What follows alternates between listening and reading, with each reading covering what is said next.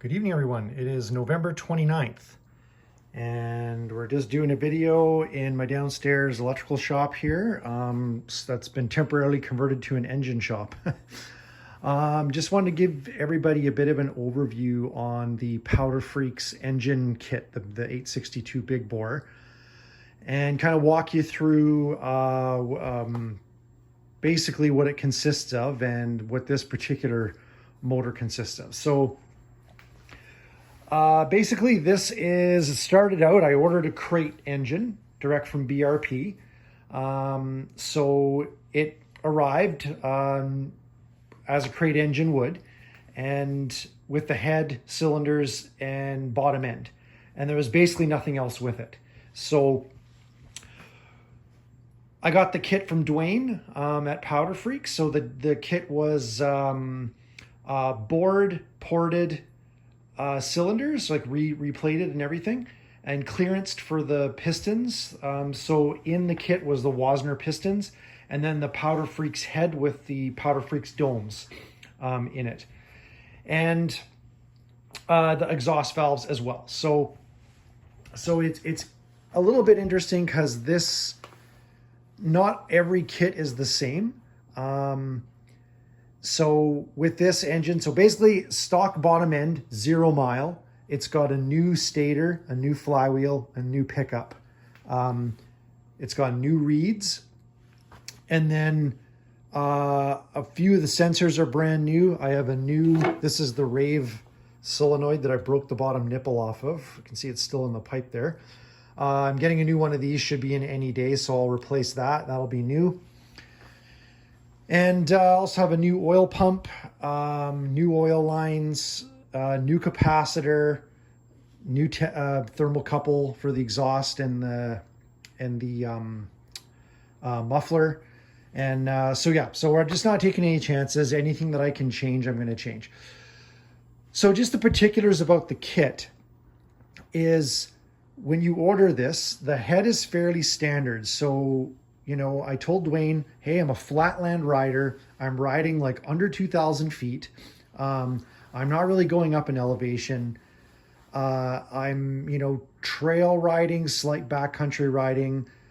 And what I want is a sled out, you know, more peak horsepower is wonderful, but I want power where I'm going to be using it the majority of the time, which is in the mid-range. So I said, I do not want to sacrifice mid-range. I want to maximize the mid-range. So whatever you can do to do that would be good. So on this particular kit, the cylinders, the porting is, I want to say, relatively subtle.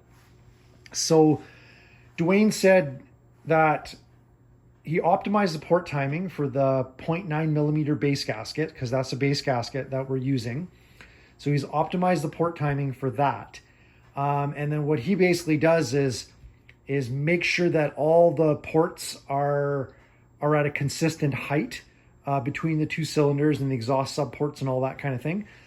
And then he does very subtle porting on the exhaust, basically just increases flow a little bit.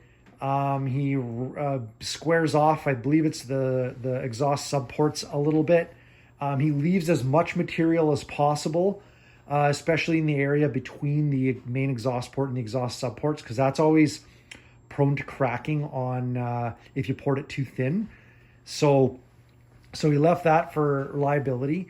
And yeah, that's pretty much the extent of it. I went in on the intake side because I'm going to be running the straight line performance booster injectors and the auxiliary fuel computer. So I will have fuel and air going into the reeds. So what I wanted to do is get rid of all the casting lines and all the raised rough sections. So I just went in with the roto tool and flattened all that stuff out and smoothed it out.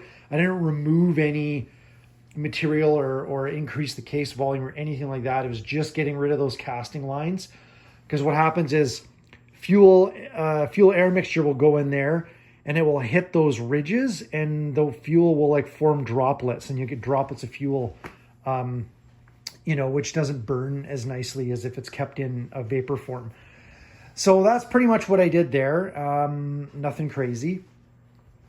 And so that's pretty much what I'm running. His heads are the standard head with the, what I call it, the shatter cone milling that's on it. And he ran so when you do a stock rebuild with the stock head, the piston projection measurement is, I would say, critical to having the engine run optimally. If you're out of spec on that, it can be down on power, it can be a little bit laggy, or if it's too tight, then you run risk of catastrophic damage. So I asked Dwayne, I said, what should we do about this measurement? And his response was, run the 0.9 millimeter base gasket and don't worry about that measurement. Because of the head design and the way that this engine operates, that is not a critical, it is not a critical measurement for this motor. This motor is not sensitive to piston projection as much as the stock engine is, just because the head design is so much different. So I have this etec injector not fastened down because I've changed everything on the engine here. So I need to actually dial in the static timing. So I got to put the clutch on, get her all in. I believe it's 5.63 millimeters before top dead center is where I got to scribe the mark. And then I got to use my inductive timing light and then adjust it in the computer to make sure I get to base timing. And then this engine needs 3 degrees advance from base timing. So we'll get that done. That shouldn't be an issue. And also going to run the Straight Line Performance Y pipe because Dwayne says with this engine package, you get about 2 to 3 horsepower increase across the fairly wide RPM range with it. So he's like, if you're not going to run that, just keep the stock one on. And the stock pipe, honestly, the stock pipe works optimally with this engine package. And by our estimates, we're thinking that this motor is going to tickle about 180 horsepower in the way I'm going to run it. I got to do some fuel tuning and whatnot. So this motor should be about 180 horsepower, and that'll be pretty cool. But the main thing is that it's 120 foot-pounds of torque, and there's a huge jump in the mid-range power and torque. Dwayne sent me dyno graphs of an engine set up almost exactly the same. And so I have the curves and the numbers and everything. And it was like pretty impressive improvement. So I'm very excited to run this sucker. It's going to be pretty fun. Not really too much else. We did some maintenance type stuff on this. So we pulled the etec injectors each apart, cleaned everything, put new O-rings, new crush ring, put them all back together again. I forgot to mention the exhaust valves are also cut 1.5 millimeters just for the larger bore. So the bore on these pistons they're bored 3 over, which makes it 862 cc's. And the pistons are, you can see them right there. So these pistons are Wasner forged pistons, dual ring, and they're the HD version. So they have a hard anodized ring land and the anodizing coating around them. So they're normally what turbo sleds would run. So, but I figured, for the honestly not bad jump in price to have that kind of durability, in a naturally aspirated engine would be really good, because I want this engine to last and I'm planning to take really good care of it. So some of the other supporting modifications are the clutch. So I contacted Joey at iBackshift and said, hey, I've got this 862 kit. I need more than likely heavier pins or, whatever mods are needed on the clutch to support the increase in horsepower and torque. So he sent me the 27 gram pin kit for the clutch kit I already have for him and said, just tune it with these pins, and basically said, try 1.5 to 2 grams over what you're running currently. And so I was running 22.1 grams when I first got the kit. And on a cold day, I could hit 7,900 RPM on clicker 3. But on a warm day, I would be down to 7,600 RPM, 7,700 RPM in a warm day. So what I did is I put in slightly lighter weights. So I went to 21.6 grams, I believe it is, or 21.5 grams of pin weight. And then I ran it on clicker 2. And then in warm weather, I would run it on clicker 4. So then I would have pretty consistent RPMs. So now I'm running 23.5 grams in this clutch to start, or 23.6 grams in this clutch to start.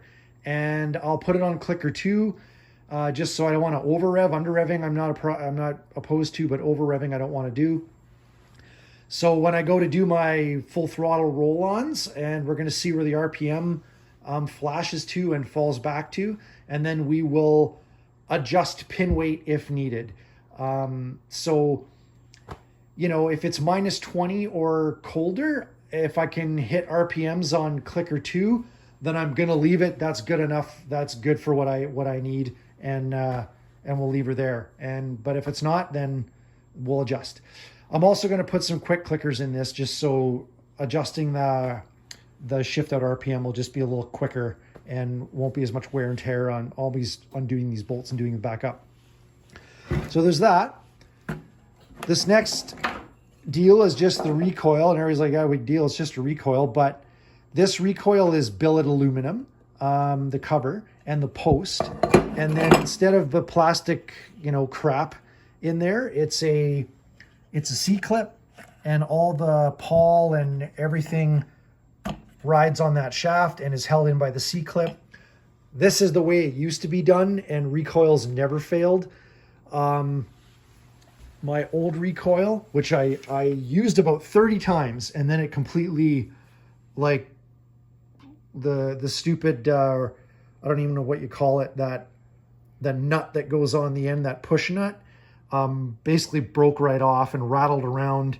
And yeah, so anyway, this was like, these are just garbage. They should be making them like this. So that's going on, and it comes with a heavier duty pawl. So it's got a high durometer polymer pawl, and should last a really, really long time. It's really wicked tough. And I'll put the name of the company in the description, so any of you guys who are interested can order it, and it's super nice. Yeah, so looking forward to throw that on. I also got a brand new oil pump, and I switched out the oil lines to Tygon lines. And so we're going to put a new oil pump, new oil tank, seal everything really well. So I have all the factory clamps and everything. So that's going to go on. I've also, I'm going to take apart my starter and put in brand new Bendix, brushes, O-rings, clean everything, just so that's brand spanking new pretty much. I was contemplating taking the starter right out and just running pull start only, but I mean, that gets kind of old. And I'm not a mountain rider, so the extra like 5 pounds or whatever it is not a big deal. I will be running the as I said, the SLP, or straight line performance. SLP can be starting line products or straight line performance. Really difficult when people say SLP. I have no idea what the heck they're talking about. So I'm running the straight line performance Y pipe on there. So that's the one I'm using. And I'm trying to think anything else here that we're doing or that's going to be a bit different.